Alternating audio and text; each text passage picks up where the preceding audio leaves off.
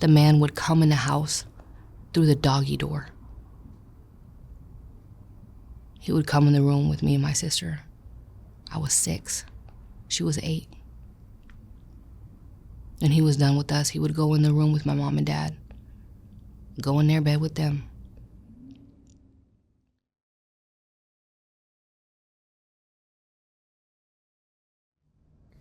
All right, Clara. Clara, where'd you grow up? Where are you from originally? Originally from North Hollywood, born and raised. Mm-hmm. Tell me about your family. My family is unique. My mom and dad both are bipolar. My dad is manic bipolar and my mother is depressive bipolar, which led me and my sister both to have bipolar as well. What does that look like? My sister is aggressive, very aggressive. I'm more depressive. We fought every day growing up, fist fought. Sometimes, my mom would get to the point to where she would just watch us because they weren't able to pull us apart. So that's what taught me how to fight was my sister. Did you really hate your sister, or you were just going through an episode and just going crazy? I honestly, sometimes just the things that she said would really irk me the wrong way, and it hurt more than anything. So I would always lead to letting my anger out on hitting her because of the things that she had said that really hurt. She would make fun of me because of my arm, and she knew that would always get to me. And, saying that I'm a one-arm B-word and just verbally abuse me and tell me how I'm worthless and nobody likes me and that's why I don't have any friends and, even dad doesn't like you and that's why my father had told my mom when I was born he had a vasectomy very soon after because he said, what's next, a baby with no head? And he always was ashamed of having a daughter with one hand. So in pictures, he would always be covering my arm so that the pictures wouldn't capture me having one arm. Wow. And that certainly impacted your self-image, your self-esteem as a teenager, I'm sure. Extremely. People always say, you need to learn how to love yourself before you can love anybody else. But I feel like the amount of love that I give to others is what I want in return. But I've just never gotten it from anybody. So I just keep searching. How old are you now? I'll be 35 in July. 35. How far did you go in school? I went to 10th grade, and I repeated 10th grade because they had put me in special ed classes. They said that I have a learning and math and reading disability, but I think that was just an excuse just to put me in classes just to shut me up because the damage that I had dealt with when I was so young, it made me mute pretty much. So I never really talked. I didn't talk, I didn't eat, and they thought that I was special ed. So they just put me in special ed classes. So when I repeated 10th grade, the principal had told me that I may as well drop out because I'm gonna be in school until I'm 23. And my mom just said okay, and we walked out. Wow. And what have you done with your life since you dropped out of high school? Pretty much. When I was 19, I was working at Warner Brothers Studio, and an employee there, it was Christmas, and I felt bad for him because, he didn't have anything to do for Christmas, so I just told him to come over. That same night, I had got pregnant, and I had a son when I was 20. And then when my son was 3, I got married, and then I was married for 8 years and had 3 more children. But when I first got married, my husband didn't really like my son because my son would cry a lot and he would really just want me all the time. So my husband one night had told me, if he wakes up crying tonight, I'm gonna hit him. And at this time I had my 3-month-old baby, and I nursed. So we were in the bed, and Xavier woke up crying. He went in the hallway, and he started crying for a hug. He said, "Mommy, I need a hug." Soft White Underbelly is about giving people a space to tell their stories, even when these stories challenge what we think we know. Ground News shows us different perspectives in the media, which is why Ground News is a perfect sponsor for my channel. In a world where algorithms censor much of the information we receive, some of the most important stories get missed from our news feeds.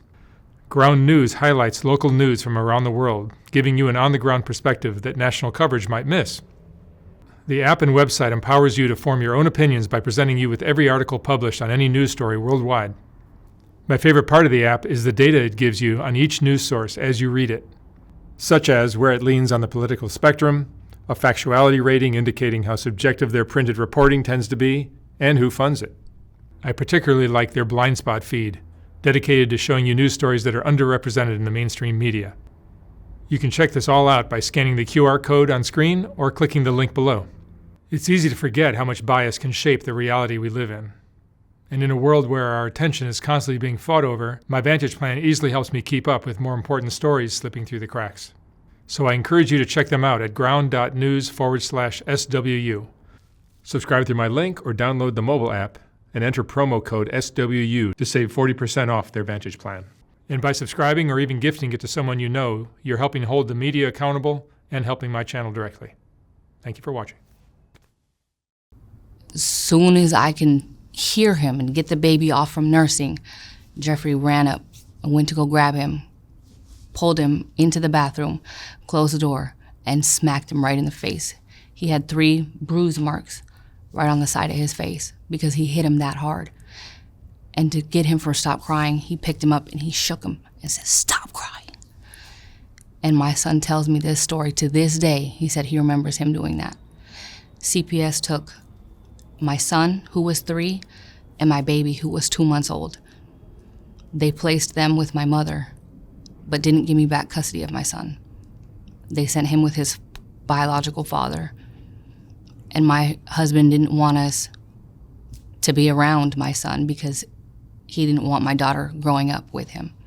So he swooped us up and moved us to Salinas, which was 8 hours away from my son. I didn't see my son until he was 8 years old. I missed all the school.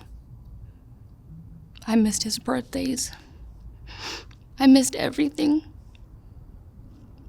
And then when I finally was able to see him, my husband said that he didn't want him around because he thought that he was going to do something to my daughter. So he never let me see my son. And I hated him for that.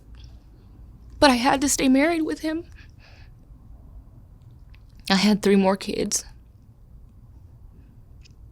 And I finally had to divorce him. I couldn't be with him anymore. So when I went to divorce him, I went down to LA thinking that housing was going to be easy to find because I'm disabled and they help disabled faster.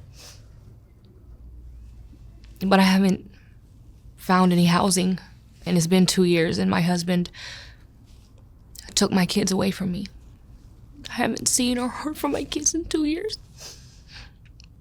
My daughter just turned 10 on Mother's Day, and I missed it.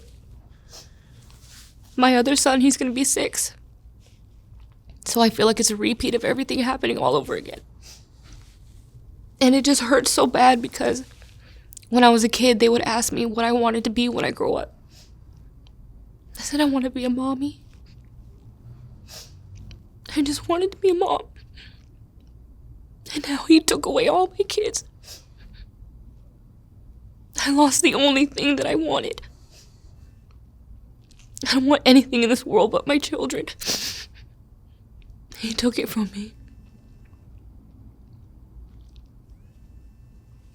Where do you stay now? I'm on Skid Row now. Do you have a tent at least? I stay with different people. Or you bounce around? I just couch hop.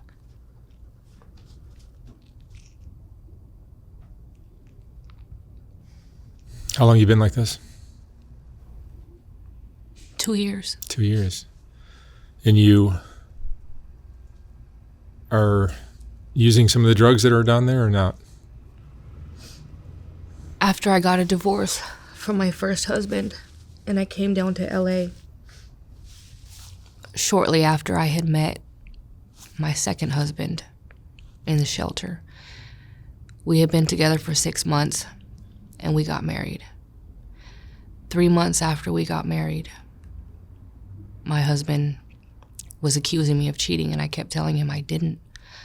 But to persuade me into telling him that I did cheat, he stabbed me.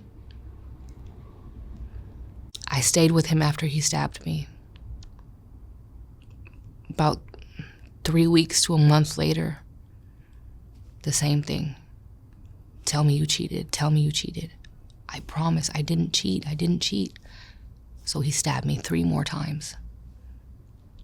I then left. I went to go live with my mom. Missed him. Thought I loved him. So I went back. When I went back, he introduced me to crack. And I promised I would never do crack because my mom did it when she was pregnant with me. I'm a crack baby. That's why your arm is... That's why I have one hand. It's a birth defect from her smoking while she was pregnant with me. While we were growing up, they would do crack in the house. They would do every drug under the moon. So they would lock me and my sister outside so we wouldn't be in there. Dressed, undressed, hungry, thirsty. They didn't care. We would be outside all day. We were so thirsty, we would drink water out of the jacuzzi. So hungry, I would eat dirt out of the beer bottle caps. They would even sell us for drugs. And I was told that if I loved, then I would have to show them that I love them. If I'm hungry, show me. I don't think you're hungry. The man would come in the house through the doggy door. He would come in the room with me and my sister. I was 6. She was 8. When he was done with us, he would go in the room with my mom and dad. Go in their bed with them. Our next door neighbor, they were always close and they would hang out.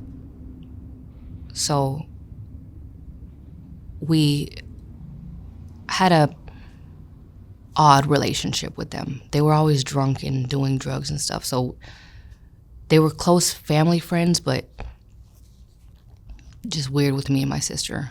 The husband would just do weird stuff to me and my sister. But one day I was so excited because my parents had finally bought me some shoes that I wanted. So I ran in the house to go show her. As soon as I turned the corner and looked in the room, I seen her strangling her 2-month-old baby and killing him. She screamed at me and told me that if I said anything that she would kill me. You see how I'm killing him? I'm gonna kill you too. She put him in the shoebox after he died and put him under the bed. 2-month-old baby was in the shoebox under the bed for 3 days before somebody found him. She felt guilty, so she went to the freeway that was right across from Warner Brothers studio. She jumped off that bridge. She didn't die, she just paralyzed half her body. And did she do time for this? She did time, but she was mental, so I think she only did like a few years. She turned around 11 years later and had another baby. And I watched that baby every day so that she wouldn't do anything to her. I made sure she wouldn't hurt that baby because I felt responsible for the baby that she killed.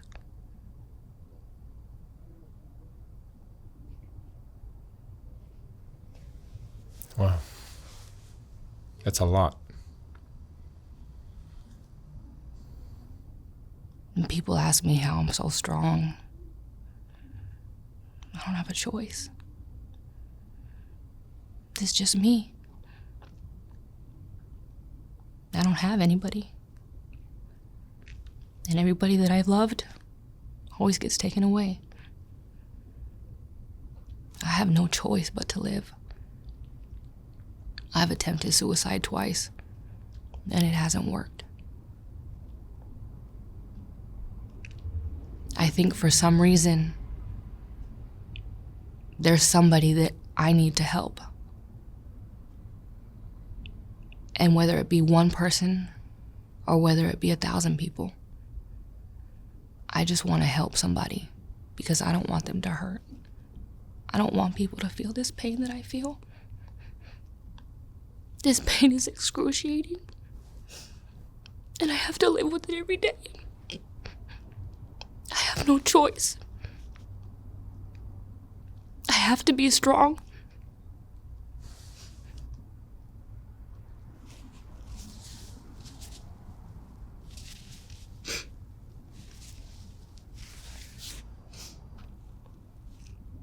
I think the damage that was done to me as a child led me to think that if I want to be accepted or if I want somebody to see me or love me, then I have to show them something in a sexual way. So I've had sex with more than 200 men. After my husband stabbed me, I got in this relationship with a guy. It all started off really good until he asked me to work on Figueroa. I told him I didn't want to. So he turned around and he would beat me every day to work on Figueroa. Hit me with chairs, beat me with a wine bottle. I was able to escape the motel room. I was butt naked, running down the hallway, screaming for help. Nobody came to help. I begged the managers to call the police when I escaped the second time. They told me they didn't want to call the police, to go somewhere else and find a phone. I stood there for 2 minutes begging her, please, please call the police. He's gonna come down, he's gonna beat me. She kept telling me to go somewhere else. Eventually, they called. This was only 4 months ago.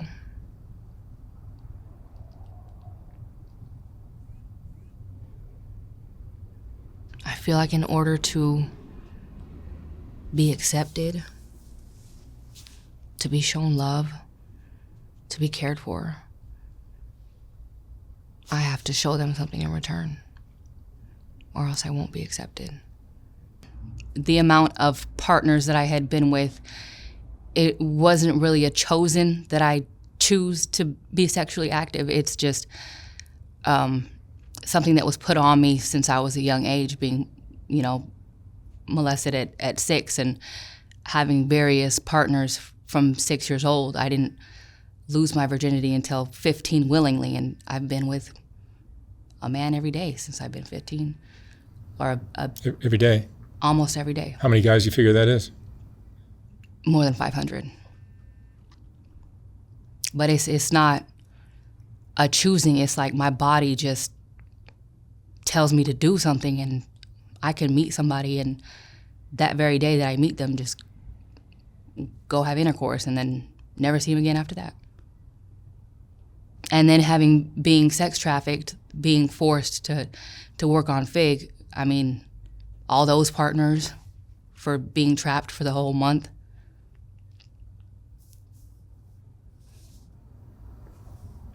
It's rough. Life is rough. But we gotta live, we gotta keep pushing. My husband introduced me to crack a 1.5 years ago. And I've been doing it since. Do you feel like you're in some ways, following in Mom's footsteps? feel like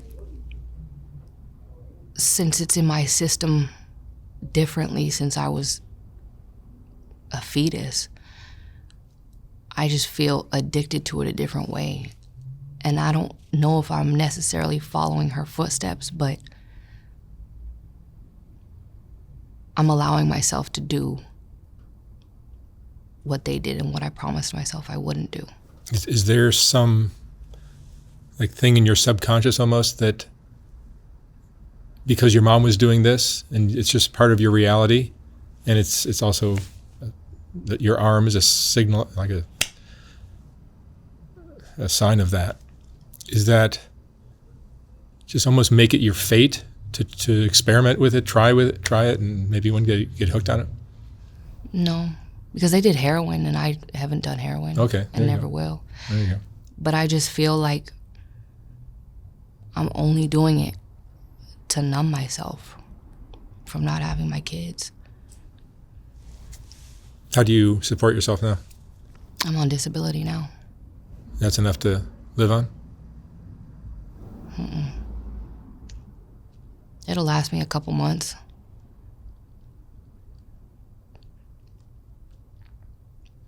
Do you have friends? I've never had friends. As a kid, they used to call me a one-armed monster. So I would eat lunch in the bathroom so that I wouldn't hear them tease me. I've only had like 5 friends growing up. And if I do get a friend, they turn around and either talk about me behind my back or do something to betray me. So it's hard to define a true friend. What do you worry about now? What are you afraid of? Myself. I'm my own worst enemy. I can either hold myself back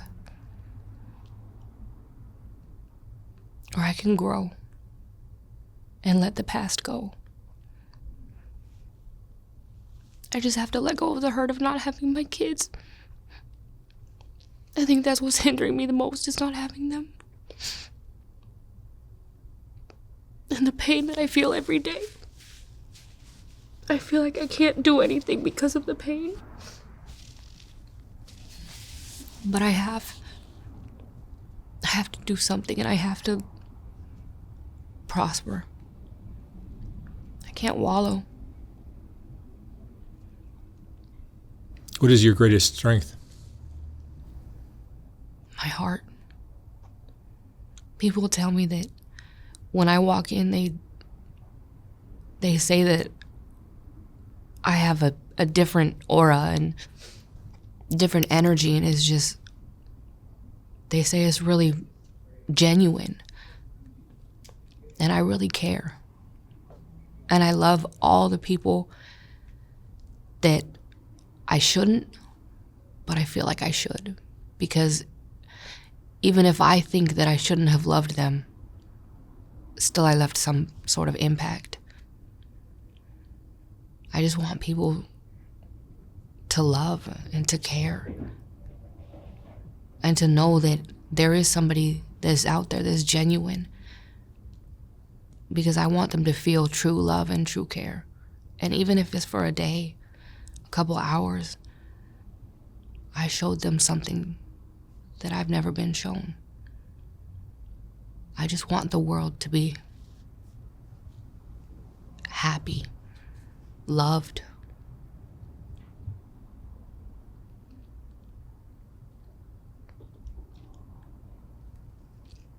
I think everybody's just so messed up. Everybody's just too afraid to let things out that they think have damaged them, and holding it in will make it go away. But the only way to heal is to let it out. Whether you're man, whether you're woman. Holding it in will kill you. Do you feel like life is unfair? I feel like we as people are suffering every day for the choices that somebody else made. And it all starts back from the beginning.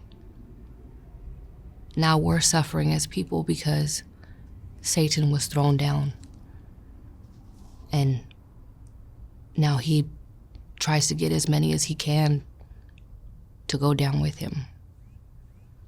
When Adam and Eve did something stupid, now we're suffering for it. So I'm just confused about, there's supposed to be a God. If there's supposed to be a God who loves, why does he let us hurt this bad? Because if that's love, I want nothing to do with it. Since I was a kid, I was taught that love is pain. But that's not what I think. I think love is care. Love is warm, affectionate, genuine. But nobody knows how to show that because nobody's been shown. How are you going to show something that's never been shown to you? So it's just a figment of my imagination. What I imagine it to be is what I show it.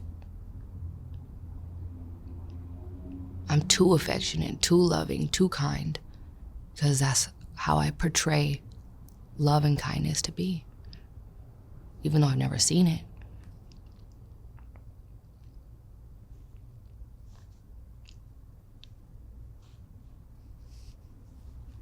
You're in the wrong neighborhood. Skid Row doesn't appreciate that. They'll eat that up. At least I die trying. What are your hopes now? What would you like to see happen? I'm trying to get some certificates for psychology and paralegal. I want to open up a nonprofit organization so I can help some of the people down in Skid Row. It's going to be hard while you're addicted to crack, though. Yep. Claire, what would you say is the most important lesson you've learned in your life?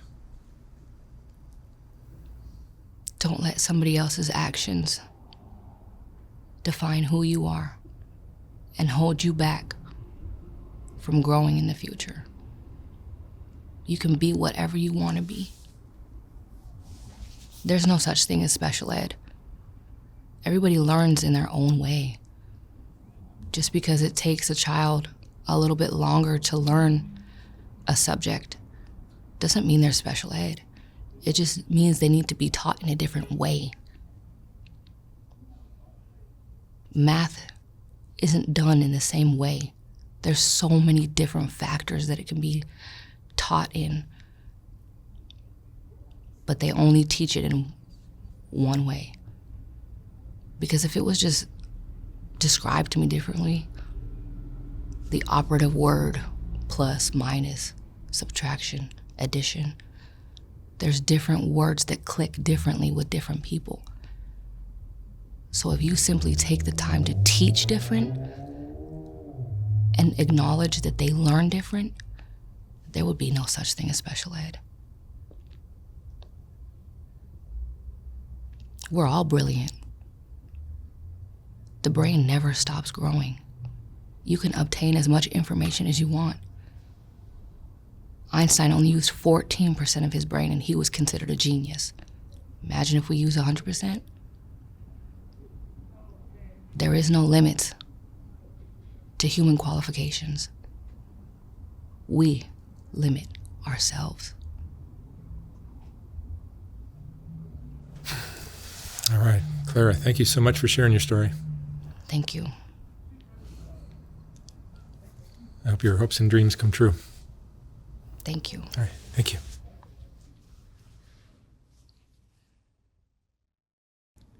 When I was designing the first Soft-White Underbelly book, I realized that there were so many great portraits that weren't going to make it into that book.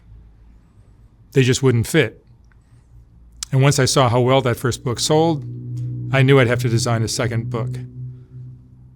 This second book is finally ready to ship. Like the first one, This book has a collection of some of the best portraits from Soft White Underbelly, accompanied by a quote from that person's interview. This book features another group of Rebecca portraits, as well as a collection of color images of the Whitaker family, and plenty of others. You can order yours for $125 or $150 for a signed copy at softwhiteunderbelly.org. Again, like the first book, once this book is sold out, I will not be printing more of them. The portraits are what Soft White Underbelly is all about, and these two books contain the best of all that work. Thank you for watching.